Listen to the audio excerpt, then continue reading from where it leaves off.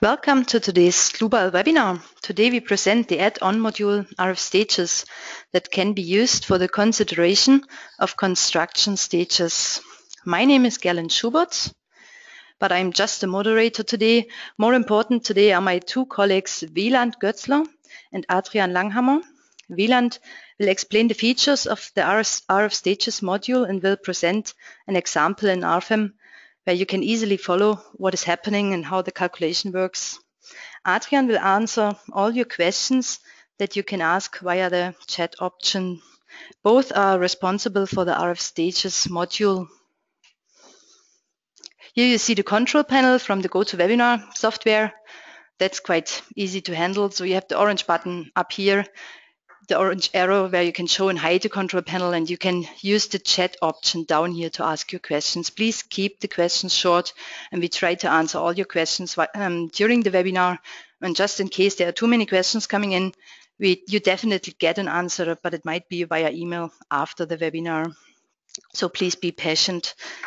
So that's already all from my side. I hand over to Wieland now, and enjoy the webinar. So welcome on board today's webinar about our stages module. And first of all, I would like to give you some background information about stages calculation itself. It might be new for some of our listeners today. So at first, we want to take a look at an easy example. It's from a conference dated in 2008 of these two guys, Mr. Bischoff and Mr. Bletzinger.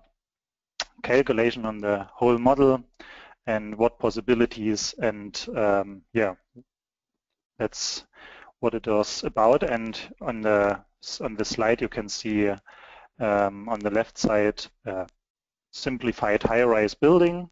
It's 10 stories, and on the left side the ceiling slabs are connected to line supports, rigid line supports, and this is the connection to the, let's say, rigid and stiff core of the building, like the elevator or something like this. And on the outside of the building you see the slender columns, and simplified structure looks like this. So we have a surface load on the ceiling slabs, we have slender columns, they are connected via hinges, and on the left side it's a rigid line support. So if you would calculate this model in RFEM as the whole model, it will look like the left graphic. And there you can see construction stages are not taken into account. So there's just one calculation for the whole building. All the 10 stories are calculated in just one step with all the 10 surface loads.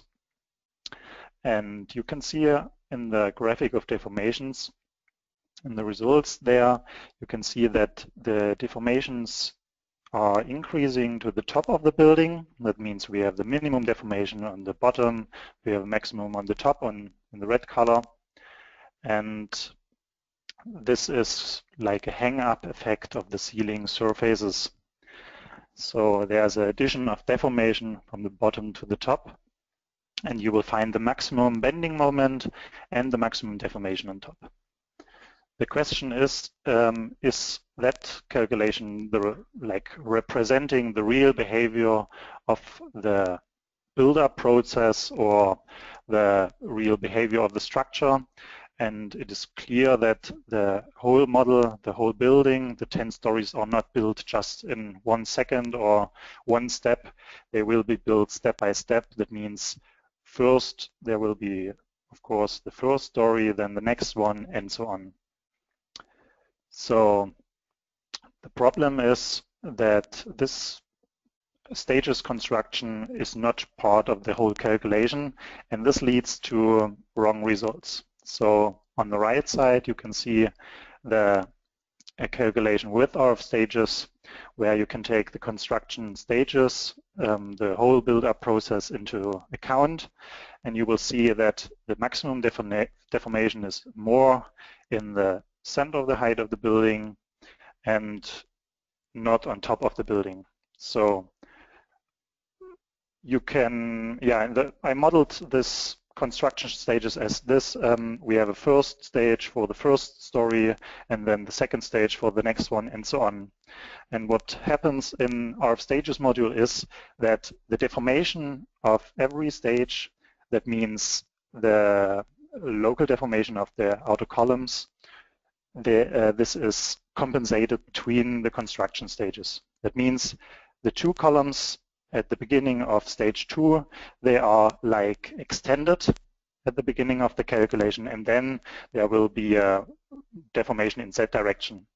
And then it will be compensated again and again. So this is what happens in the real build-up process, because otherwise you will like preparing the Tower of Pisa, and there will be an addition of deformations of all the construction stages like on the left side.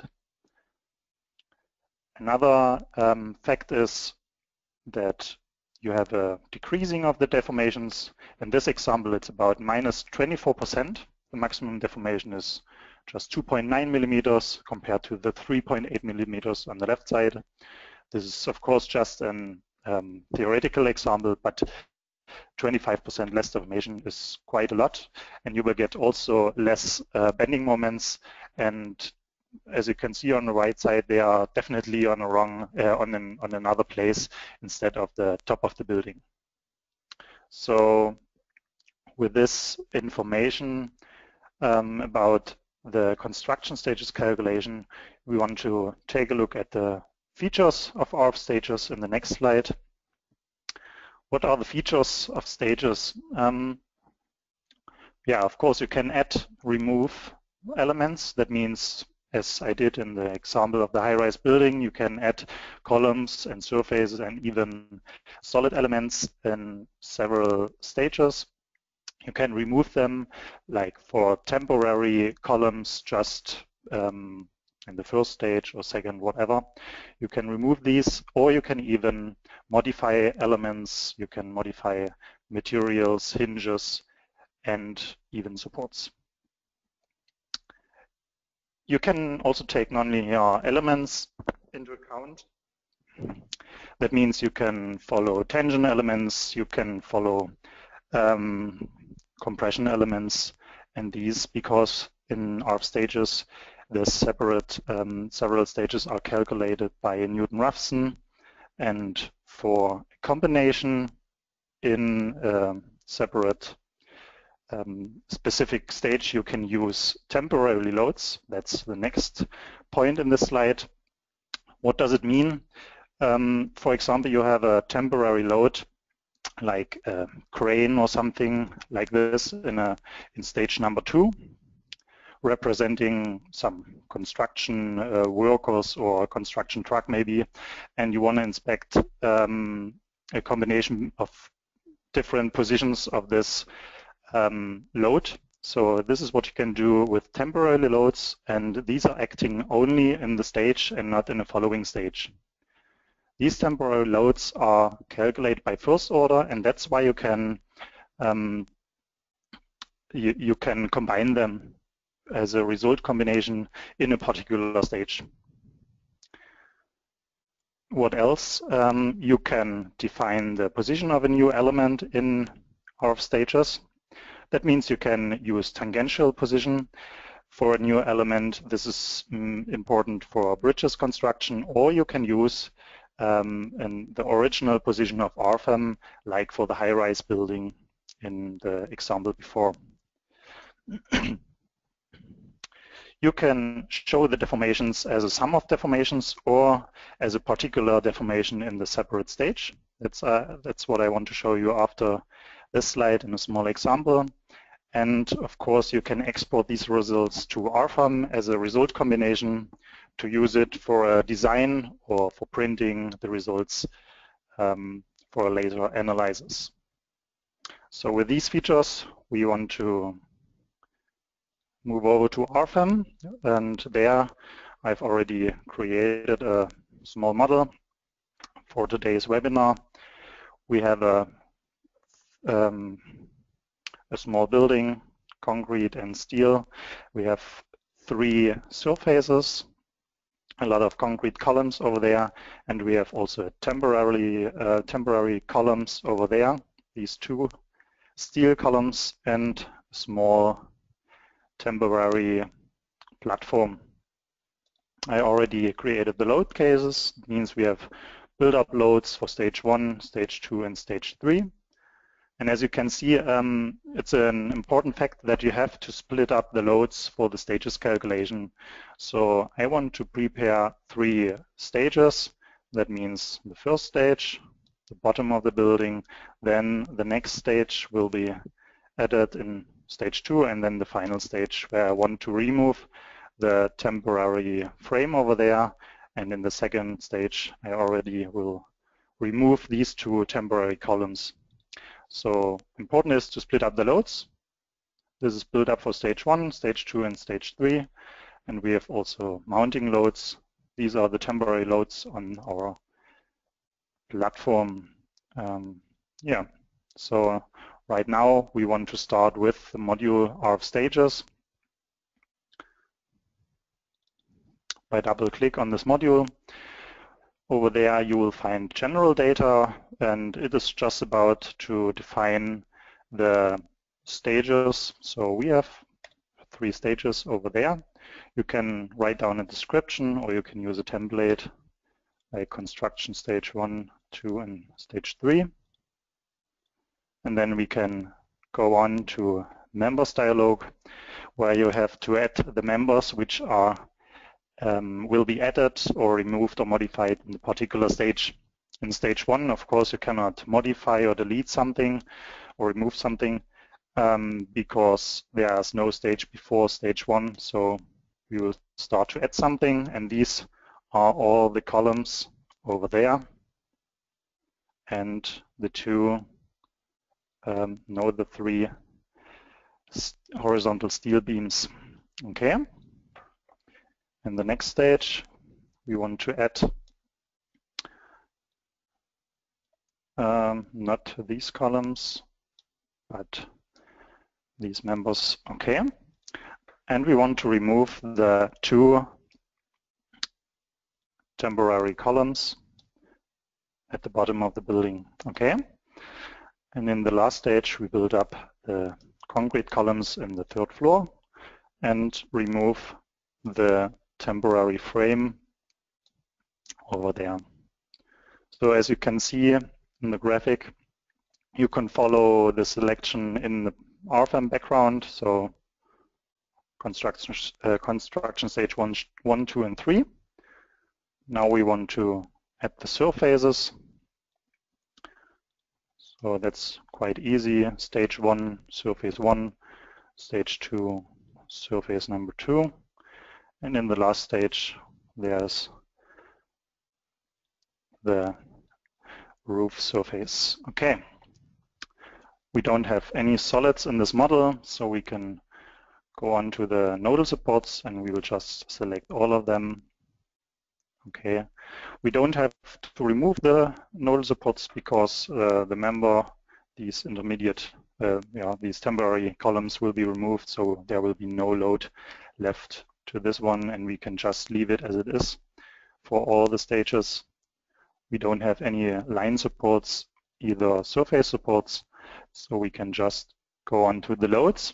And in our stages, it is possible, as you can see in this mask, to add permanent or temporary loads.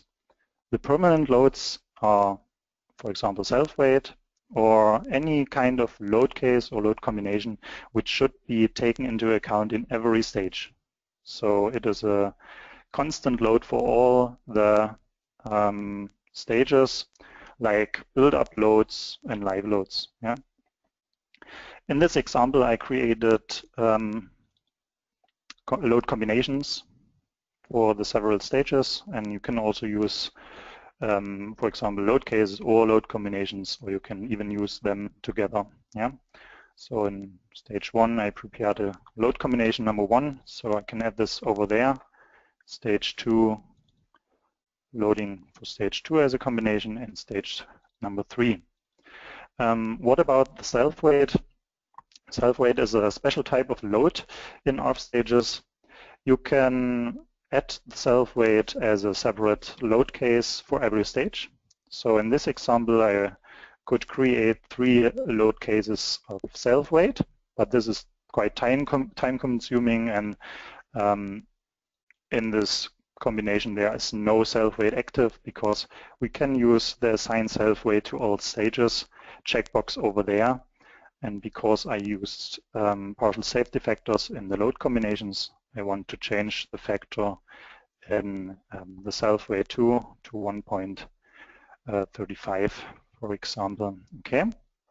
On the lower left side, you can find this alignment of new elements like initial position, which is exactly the same as an RFEM, or tangential position, which is the position of a new element in relation to the last to the last stage before, which might be more important for our bridges construction. Okay. What else? We have 2 mounting load cases over there, and these should act only in the separate load stage. So I will add this load case number 6, mounting stage 1, as a temporary load case for stage 1, and mounting stage 2 as a temporary load case in the second construction stage. To combine more than one load case, you could use temporary loads, but in our example we have just one mounting load case over there. So I will just add it by a factor of 1.5, for example, for construction stage 1, and then the next one for stage 2, also as a factor of 1.5, load case 7. And with this definitions, we can start the calculation. And you can see that there's a separate calculation for each construction stage.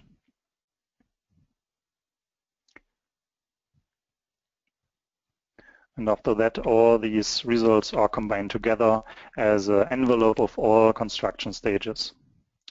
So you can check the results like in RFEM in several tables, results, nodal supports, for example, construction stage 1, you can check the temporary load cases and an envelope of all the construction stages, including temporary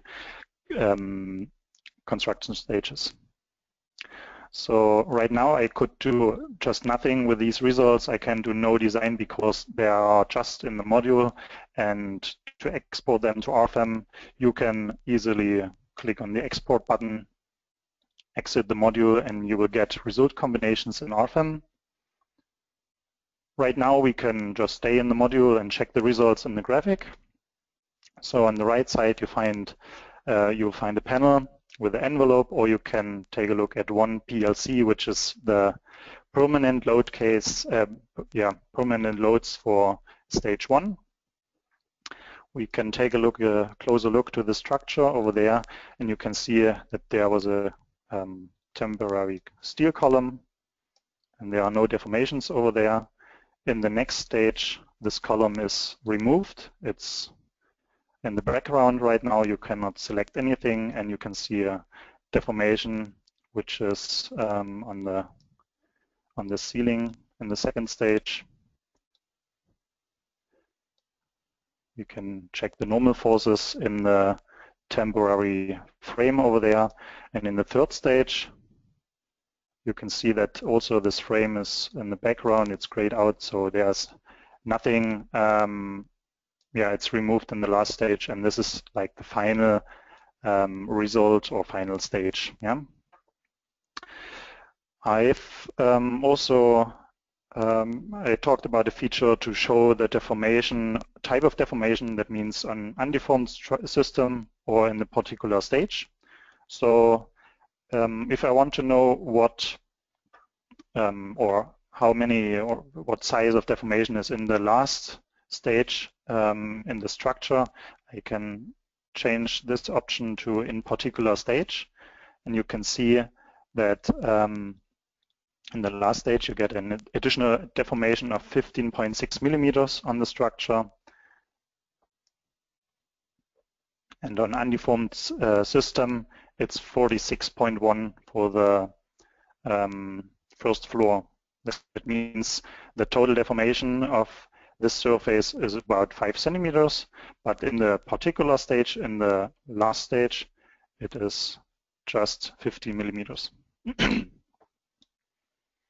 All right. Right now I can do a small design with these result combinations of our stages, for example in steel members module. And you can use these combinations over there, or you can just use the envelope to get a small elastic stress design, for example, for these columns. First of all, I have to switch off the partial view mode to get these columns working. Cancel. Okay. Incorrect. So this is stages. Okay, now I can use it in our steel members module, and I can add these columns for design. For example, these two temporary columns, and I want to check the envelope of all the construction stages on these columns. Therefore, I will change the method of stress calculation for result combinations to stresses from internal forces and run the small design, and it's just about 7%.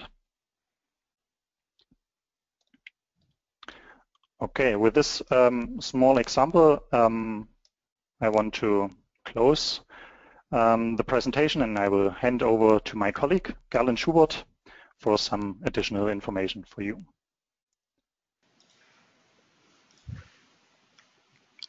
Many thanks, Wieland, for the informative presentation. I hope that you all found it useful.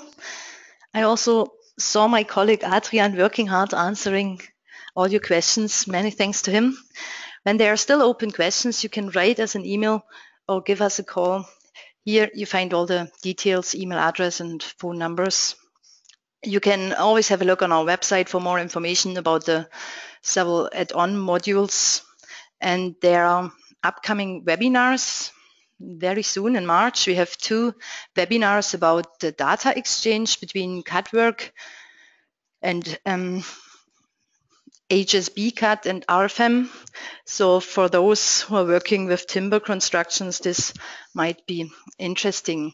There you see it on the website, and you can register using this link. So you go to support and learning, and then to webinars under there. So on the 30th of March and on the 31st of March, next webinars are coming. So I thank you very much for your attending. I just double check if Adrian is still answering something. So that's all done for today. Thanks a lot, and bye-bye.